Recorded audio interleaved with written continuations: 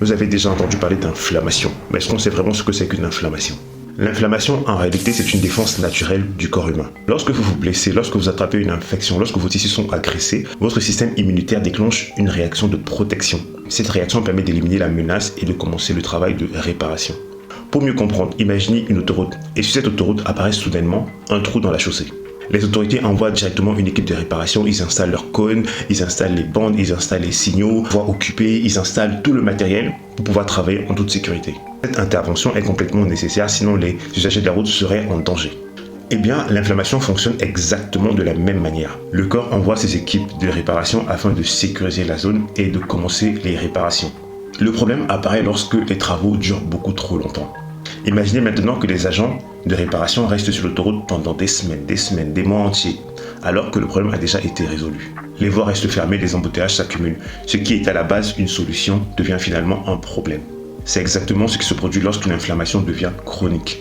Au lieu de s'éteindre une fois terminée, le système immunitaire continue à mobiliser des ressources et à envoyer des signaux d'alerte. Cette activation permanente finit par perturber le fonctionnement des tissus et pourrait contribuer à de nombreux problèmes de santé. C'est un peu comme si votre alarme s'est déclenchée, les intrus sont partis, mais l'alarme continue de sonner. À la longue, ça devient un problème. C'est là qu'intervient le KPV. Le KPV est un minuscule peptide composé seulement de 3 acides aminés, lysine, proline et valine. Il est dérivé d'une molécule présente dans notre corps appelée l'alpha-MSH, connue pour ses propriétés anti-inflammatoires. Et comment agit donc le KPV? Lors d'une inflammation chronique, certaines cellules immunitaires produisent en excès une molécule appelée cytokine inflammatoire. Ces cytokines fonctionnent comme des messages radio envoyés aux équipes d'intervention pour leur dire de rester mobilisées. Lorsque ces messages cytokines deviennent trop nombreux, l'inflammation s'entretient elle-même. Le KPV agit donc comme un superviseur de chantier.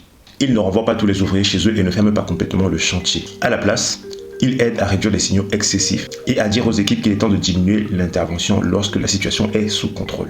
Les études expérimentales ont montré que le KPV pouvait réduire les cytokines inflammatoires et favoriser un retour à l'équilibre, notamment au niveau intestinal où il fait actuellement l'objet d'un intérêt particulier.